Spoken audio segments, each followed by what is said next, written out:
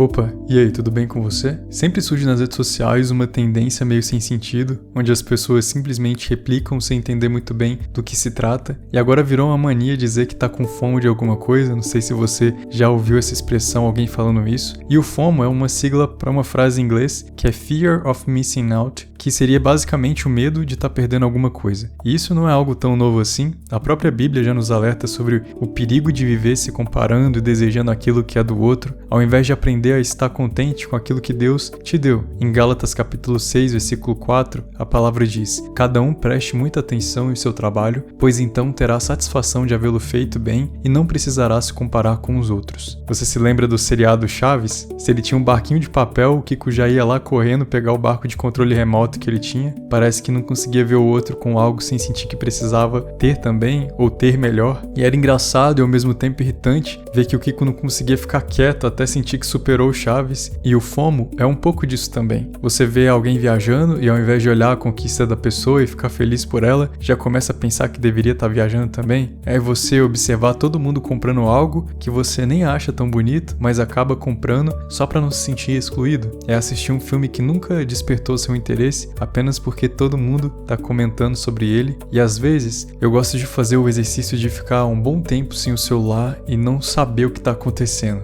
Não é tão fácil, mas é algo interessante, é um experimento interessante. Não saber quais são os filmes que são mais esperados, quais assuntos estão em alta e simplesmente deixar surgir em mim aquilo que realmente faz sentido. Buscar assistir ao que realmente me interessa, começar um hobby que combina comigo, aprender algo sem precisar compartilhar com ninguém, porque no final das contas é muito vazio tentar se preencher com as tendências que vêm e vão. As redes sociais, elas usam muito essa narrativa para prender a nossa atenção e vender cada vez mais produtos. Elas dão uma falsa sensação de pertencimento, mas ao mesmo tempo moldam todo mundo para pensar da mesma forma, como uma manada separada em bolhas que só conversam entre si. Por isso que é importante você expandir seus horizontes. Quando algum desejo que virou tendência surgir no seu coração, se pergunte: isso realmente faz sentido para mim? Eu realmente penso assim mesmo ou só fui influenciado a pensar dessa forma? Porque Deus, ele nos criou de forma única e não para sermos apenas uma cópia do pensamento dos outros. Em 1 Coríntios capítulo 7, versículo 23, a palavra diz: vocês foram comprados por alto preço, portanto, não se deixem escravizar por este mundo. Deus tem trabalhado muito comigo em relação a posicionamento, às vezes quase sempre, para te falar a verdade. Eu tenho preguiça de expor alguns pensamentos meus, ainda mais para pessoas que têm um ego meio inflado e só querem ouvir quem concorda com elas, mas é necessário ter uma voz ativa, defender a fé e os valores e não se omitir diante daquilo que a grande massa está dizendo. E não se preocupe, maior é o que está em nós do que o que está no mundo. Você não perde nada por ser autêntico, você não perde nada por ser cristão. Em 1 João capítulo 4, versículo 4 diz: filhinhos, vocês são de Deus e os venceram, porque aquele que está em vocês é maior do que aquele que está no mundo. Ore comigo. Senhor Deus, meu Pai, muito obrigado por essa mensagem, muito obrigado por estarmos aqui diante da Tua presença. É muito importante, Deus, que a gente desenvolva um pensamento crítico e que esse pensamento esteja alicerçado com a Tua palavra. Que venhamos sempre a descansar na Tua mensagem, defendendo os nossos valores, sem perder a nossa autenticidade. Que sejamos bons questionadores, Pai, e que o Senhor nos direcione sempre para buscar as respostas na fonte correta, na fonte de água viva, que é a palavra de Deus, é a Bíblia. Não permita que nos tornemos habitolados, pessoas que ficam comprando o discurso daqueles que têm mais influência, que a gente possa realmente pensar, orar, pedir discernimento, pedir direcionamento e sabedoria, porque o Senhor nos entrega sabedoria em abundância. Muito obrigado, Senhor, pela nossa mente, muito obrigado pelo seu cuidado e pelo conhecimento que o Senhor tem compartilhado com cada um de nós. Em nome de Jesus, amém. Que seu dia seja incrível assim como você é. Eu te espero amanhã para orarmos juntos. Que Deus te abençoe.